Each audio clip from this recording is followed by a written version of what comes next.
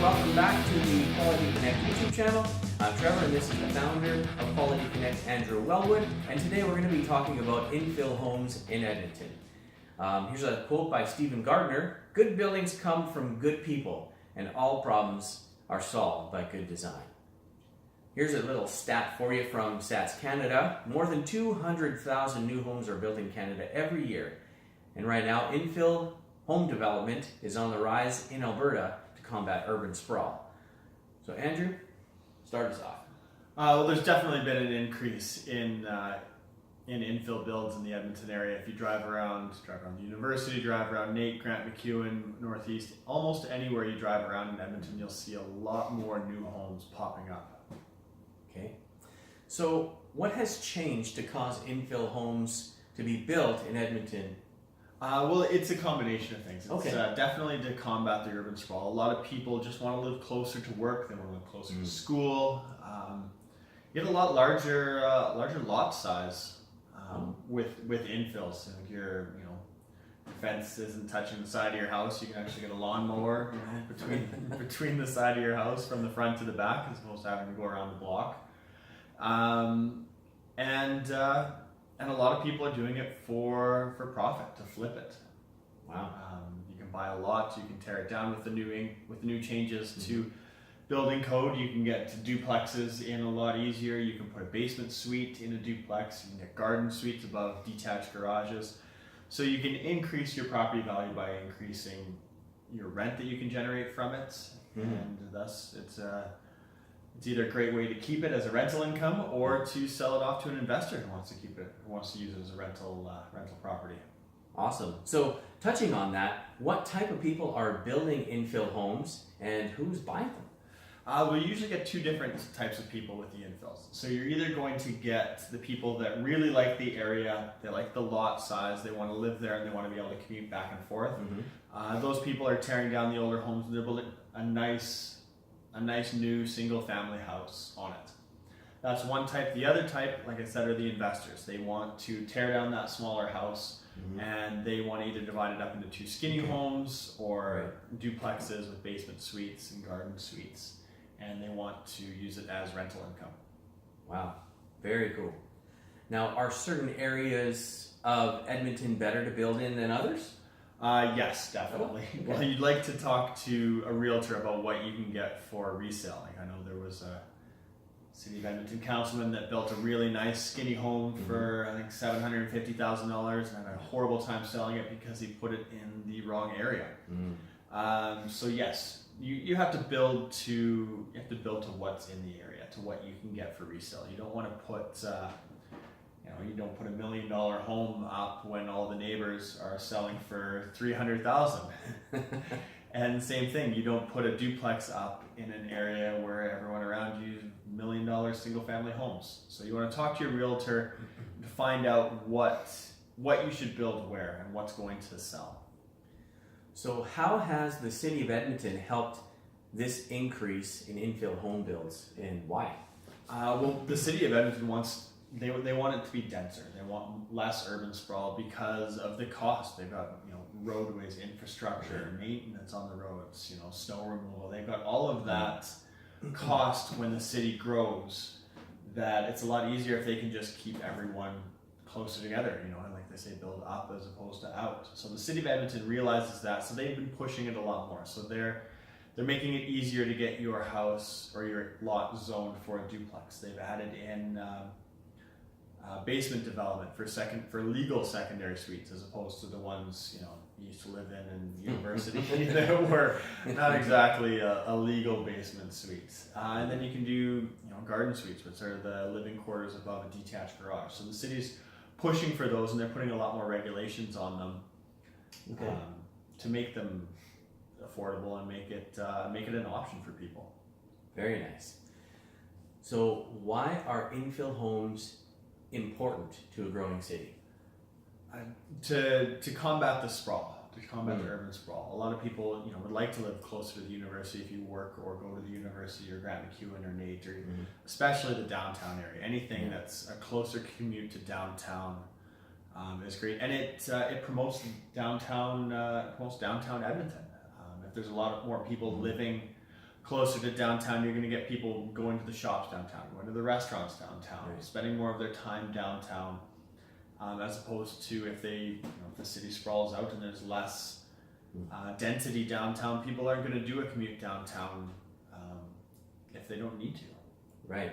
So it helps the economic layout for the city of Edmonton, the downtown core, the businesses there.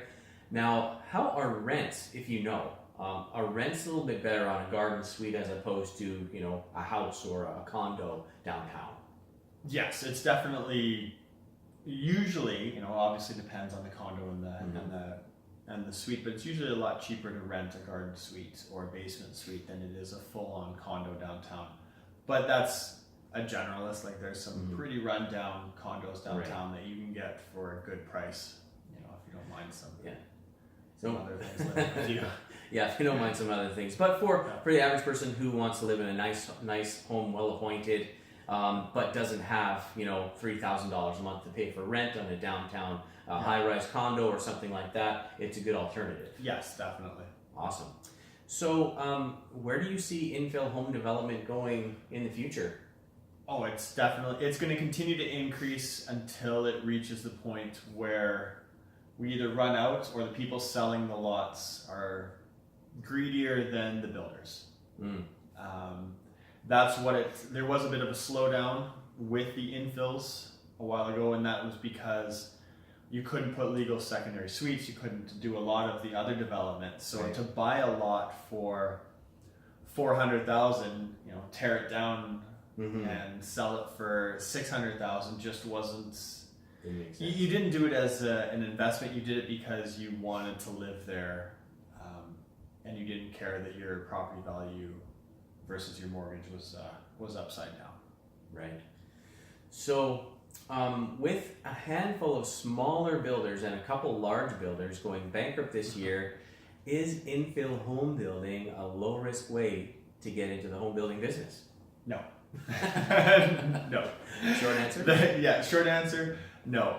It's a little bit easier to get to compete with an infill than it is in a new development, but it is definitely not a low risk. So not to get rich quick. Not to get rich quick. Certain areas are a little more immune to economic downturn, like the university. There's always going to be people that want to live by the university. Sure. A doctor or someone like that just, up and coming, or rental income. Like, you're always going to be able to rent something by the university. That's just how it is. It's just a matter of how long it's going to take you to pay that off. Right. Very good points. So why is it easier for smaller and first-time builders to build infill homes instead of building in a new development? Because you're not competing as much against the larger builders. I see. Larger builders are moving into the infill markets now, so they're starting to push back on the smaller builders and their advantage in there, but larger builders have a volume discount when it comes to new development. So a larger builder going to a developer saying, hey, I'll buy 100 lots, but I want them at this rate, versus you saying, can I please buy a lot? They're going to get it cheaper. Right. They're going to build a home that they've built hundreds of times before, and they have whittled down all the costs, everything on that home. They've negotiated deals with their trades for the home. They're going to be able to build that home, which is going to be very similar to what you're going to build, because you have to match the area. Yeah. They're going to be able to build it a lot cheaper than you. So when push comes to shove, they can drop their price $40,000, still have a decent profit at the end, whereas you're hoping for a $40,000 profit when you're building in a new neighborhood. Right.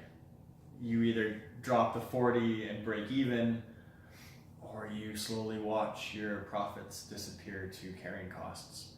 But in a new with an infill, if Jane down the street is selling her house for $350,000, she really doesn't care if you buy it or a top builder, top volume builder buys it. She really doesn't care, and neither does her realtor. They just want their cash, and they're not going to give them a discount over you. And same thing with construction. They're going to be building a new home that they haven't worked out. Sometimes their trade costs are going to be the same as your trade costs. Right. And their supervising cost. One supervisor can manage 30 homes in a new development, whereas an infill development, he's got to drive a lot farther. He or she has to drive a lot farther to supervise that home. It's not, next door.